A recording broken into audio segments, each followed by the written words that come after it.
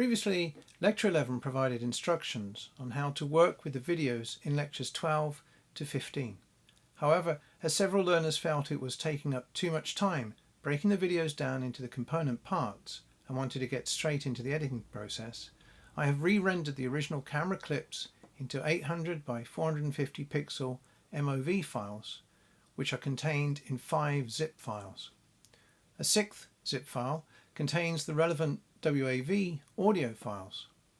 You should then copy all of the files to a folder on your computer hard drive. This will allow you to go on to the second lecture in section 4 entitled Locating and Copying Files. I hope you find this useful and it helps you to move through the course more efficiently. Please message me with any questions you might have, and thanks again for those reviews that inspired this update.